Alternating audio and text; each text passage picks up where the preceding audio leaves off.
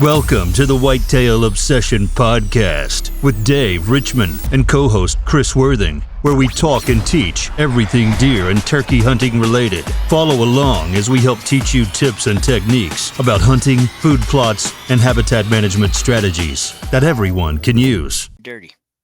Yes, I'm riding dirty. Riding dirty. I'm riding dirty. That's what we're going to talk about. Riding dirty today. Yep, riding dirty. Podcast 118 episodes. And I'm still bitter that you actually missed one because you were on your deathbed. That is pretty bitter. You were dying. I was dying dirty. You were dying dirty. Yeah. You were digging the grave. 1 foot in. Actually, I think that I was sick then. But you were. Part of the problem was that my computer was broke. Oh, that's right. Yeah. But I was still sick though, because remember I was a 3-month stretcher there. Yeah. Yeah. You took too much colloidal silver. Colloidal silver. Colloidal silver is good for you. That's what they say. Mm-hmm. Or they say. They. Podcast 118. Chris has this RFK says it's good for you. Yeah, like methylene blue. He drinks it. He does. You see it? He squeezes that stuff in his drinks. I have it too. I took it. Did you? Yeah. You're a Smurf. I'm a Smurf. You Papa peeing Smurf. blue. Was you I'm peeing Papa blue? Smurf. Your dad? No, I'm Papa Smurf. Daddy Smurf. Daddy Smurf. Yep. 118. Chris had this great idea. That he wanted to talk about ATV use and access on hunting properties. Wasn't my idea, but I'll take credit for it. Okay, about time. We come up with something. But we have two different scenarios, and we actually have two different opinions, so we might argue. Fight. Which I'm excited about. I like arguing with Chris. But you want to go first? Or you want me to go first? You set the scene, and then I'll demolish it. Okay. So perfect. I got two examples that I'll give. I was a member of this lease, I don't know, 10 years ago. And now everything I'm going to say there's always variances. Nothing's ever 100%. Yes, you could ride your four-wheeler to your stand and still kill the biggest buck of your life. 100%. I'm not going to deny that. It happens all the time. In general, is what I'm referring to. I hunted this property. It was a lease. It was 275 acres. And there was three guys on it. We each split the bill, leased it out. This was, 10 years ago. I got a video on my YouTube channel. I shot a big buck there years ago. But the guy that was in charge of the lease would always ride his four-wheeler everywhere. He would leave the camp, drive through the field, straight through the field, down through this gully, back up, straight across the cornfield. There was a ditch that he would follow straight across, make a right, go down this other cornfield, and get to this backside of the property. He called it the 10 acres that only himself was allowed to hunt over there. Me and the other guy could hunt the rest of the 265 acres, but he wanted to hunt just his 10 acres. And every morning I'd get there, every time I hunted, get there in the morning. He was there on weekends primarily. He would start his four-wheeler up. I'm walking, trying to be strategic about it, walking the edge, walking ditches, trying to stay out of the sight. And all of a sudden I hear his four-wheeler start up. Vroom, vroom, vroom. You hear just echoing through the property. Here he goes. I could hear him take off. He get through the ditch crossing. Bird, coming up the ditch. You just echoed through the whole property. And most times I would be already in my stand. And when he did this, I would hear deer running through the woods. Okay. So I kept telling him, I was like, man, that's crazy. You ride your four-wheeler. I was like, you're scaring all the deer away. He's like, ah, that don't bother. That don't bother. So a couple years went by. I killed a decent buck the first time, decent buck the second year.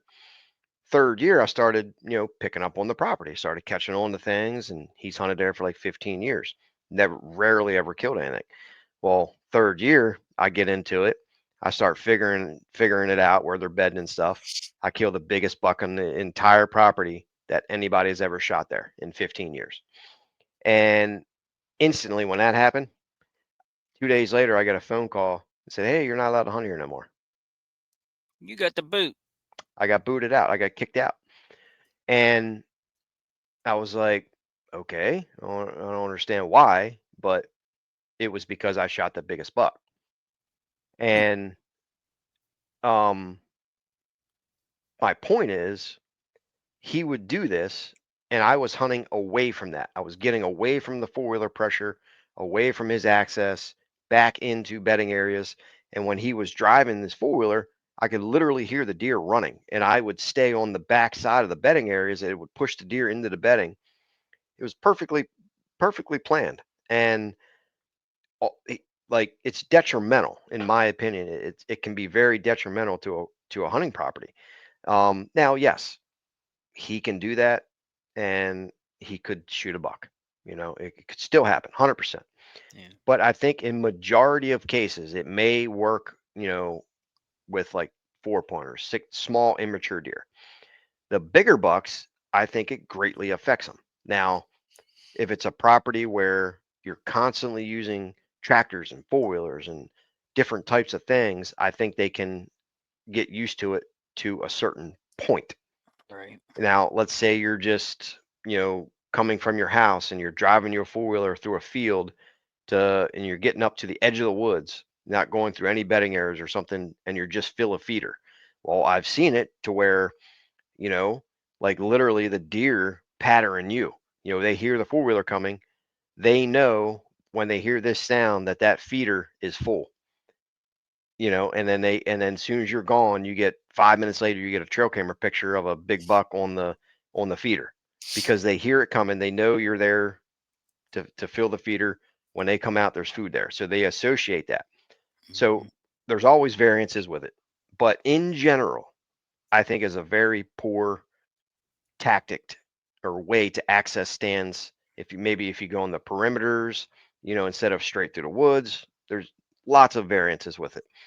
I understand people have to use four-wheelers sometimes.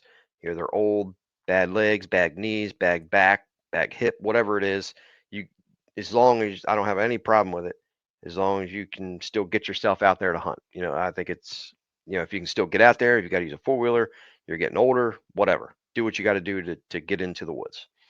That's my story, and I'm sticking to it.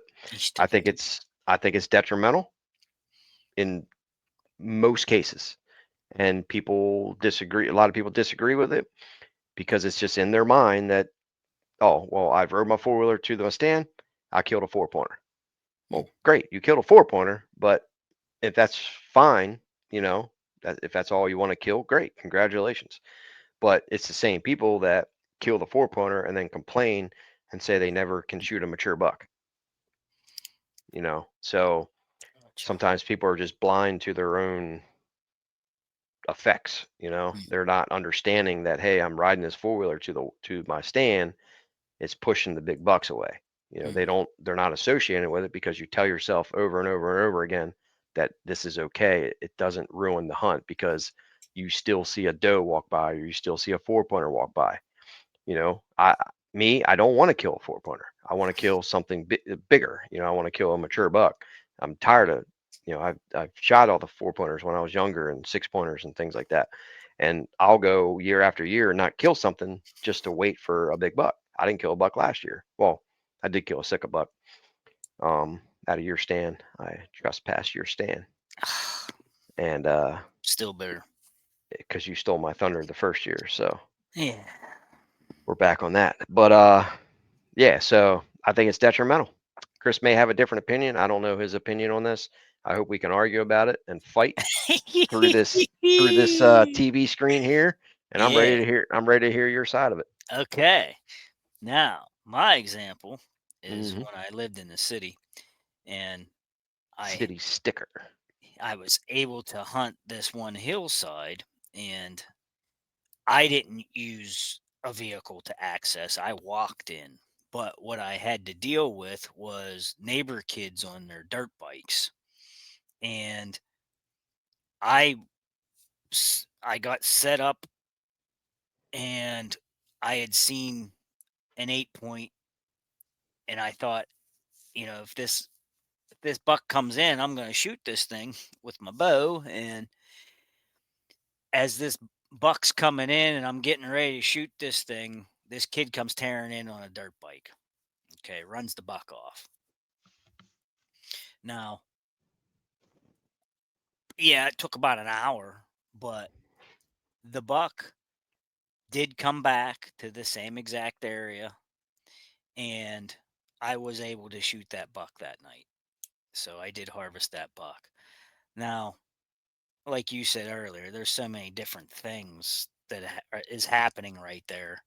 Um, First of all, it's just a woods lot in the city.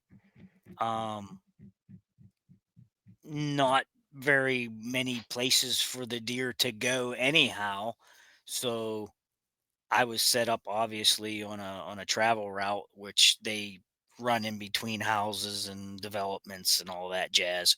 And so they don't have very many places to run. So when he ran that buck off, he probably ran him out into somebody's yard or something where he didn't want to be, and he just circled back after the bike left and came back through, and I was able to shoot him. So, I mean, you can argue the fact that you know it's detrimental. I mean, and it is in certain instances, but in other times, like I, it happened to, it worked out for me. And yeah, if there was an ag field or something there, I bet you that deer would have crossed and went away. But being that I was in the only patch of woods around, he wanted back in there for security. So I was able to capitalize on that. But um I guess what my point is like you said earlier, folks that are older or that need to be using the bikes or whatever, that's a different story. I mean, this kid was just out joyriding and it worked out for me. But like I'm a part of a large lease in my area. And in fact, I just got this email today, and this riding community, as they call it, family riding area. Like I said, it's very large. I don't want to really say about it, but um, they have nothing but it's thousands of acres, but it's all trails, and it's been timbered extensively, and so it's so thick and grown up, and like the only way to access it is on bikes or side by sides or something. And so that being said, like you was saying about the larger bucks, it's detrimental. These people won't shoot larger bucks. To their credit, back in 2019, somebody was able to shoot a 20-point deer there. In 2017, 2018, there was two 17-point bucks taken. There was a 16-point buck taken, a 13 point, three 12 points, and multiple 11s, and then on down, there's greater amounts, all the way down to 5 points. That would be children, of course. But there's 4, 5, 6, 7. There's like 7 years they strung out in a whole graph there telling you what was shot buck wise on the property. Um, there was a lot of properties right around that border it that I know of. There was some really large bucks taken there as well. So, I mean, it can be done. Um, I prefer not to. Uh, like you said, it people could ride right to their tree and probably leave the bike at the bottom of the tree and climb it and get up there and shoot something nice. It could happen, Hmm. you know. But yeah, I don't choose to ride in if I to be honest, I'm on that lease and I don't hunt the lease. I hunt adjoining properties and I think, or at least I feel like you were saying earlier, like they're running deer off the property. And so I figure if I set up on adjoining properties, that the deer will come to me. So that's how I hunt that area. I actually get on the adjoining properties and put my back to some posted land because I'm banking on those deer coming off of that huge lease and running for posted. Hmm. And that's the way I hunt it. All right, let me ask you this. Yeah. At your mother-in-law's, Yes. would you access from her driveway side to your back Um, stands? to my back stands, no, I don't. I Just don't yes or think no? I wouldn't want to. Okay. No, At your house, would you ride your four-wheeler down to the shanty? no, that wouldn't. I mean, you probably could get away with that because the deer do come from the opposite direction. So, I mean, I could get away with it, but would I? No, I don't. I just Okay. don't think it's. I just don't Okay. think it's a good idea. Like you're saying, the noise factor. Hmm. You're kind of letting them know that you're in the area. You know, All right. So sort of when like the I, bear baiters when they bait, they yep. go load up the bear bait, and the next thing you know, there's a bear standing there waiting to eat. You Hmm. know, they can So hear them buckets and this past year, this past season, I did a lot of consulting on the eastern shore of Maryland, mhm, down toward Queen Anne's County, Kent County, uh, like Snow Hill area, those types of places. And yeah, if you ever been down that way, which you were one time, but you didn't go as far as I'm talking about. Um, but when you're driving on 50, Route 50, you get past, Dorchester County where we stayed at the hotel there. yeah, Go past that more, you start getting into really like farm country. And when you drive down there, it's all majority of it is open field, tillable ground, cornfields, bean fields, stuff like that. hmm And since I was down there just past few months consulting, I really noticed that a lot of the farms, when you ride by on the road, that they have these giant tower stands and they're out in like the middle of the cornfield, mm, like in the middle of the field, right? And it just it blows my mind because you have to these yeah. guys are riding their four-wheelers or walking, but you're walking through the middle of the field to get to your tower blind. They Then need I to hang. saw They need to hang glide or helicopter in. right. Then I saw other ones where they had the tower blinds that was 10 feet off of the woods line. Mm, So they can I guess if they're accessing from the woods, you still have to step out, into the field 10 feet to get into the stand. right. So I noticed it. Well, I done so many down there this year. A lot of the clients love, and I went down there last year too. That's where I got these recommendations from this year. But Mm. so my kind of work is getting spread through the Eastern Shore right now, which is good. But my point is, a lot of these guys have loved what I set when I set their lands up, that they're recommending it to these other areas within this, Snow Hill, Dorchester, Queen Anne's, Kent County areas that, when I get there, we're taking the blinds out of the field. They're coming out of the field, they're going to the edges, tucked back into the woods. They're planting some type of cedar tree in front of the blinds to secure it so you can get in, access it from the backside. Where, I mean, the one guy is still working on it. I mean, he's mulching trails. He hired a skid steer with a mulcher guy come in there. He's making trails, bedding area. I mean, we're rearranging stands and all this other stuff. But you know, access. I guess my whole point of saying that was that is one of the biggest mistakes is that these tower blinds are in the middle of the woods or middle of the fields. Like why? I don't understand why that happens. There's no Why? there's Tell me no good why. there's no good way to get there um without being detected. Right. I mean, you're in So the doesn't middle of a doesn't make I mean, sense. these are 50 to 100 acre fields and I this mean, unless blind just sits right in the middle. unless they're sleeping in it overnight and gonna hunt in the morning. Could. It's I the just only way that would yeah, make sense, you know? I it's just it The deer always deer could blows my mind. filter in overnight Yeah. and be there when they wake up, and when Mm, the sun comes up, start blasting. I mean, right. that's the only way you can hunt that.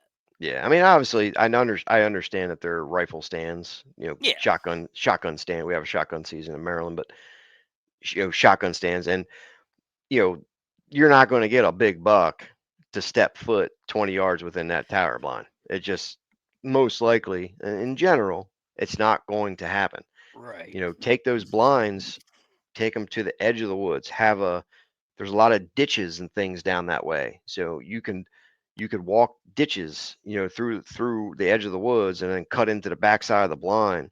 You know, just there's always things to do, like we did at the old farm. We took that Sad Daddy tower blind, tucked it into those pines, and then even when we cleared that one side, we took the old brush and stacked it up on the front side.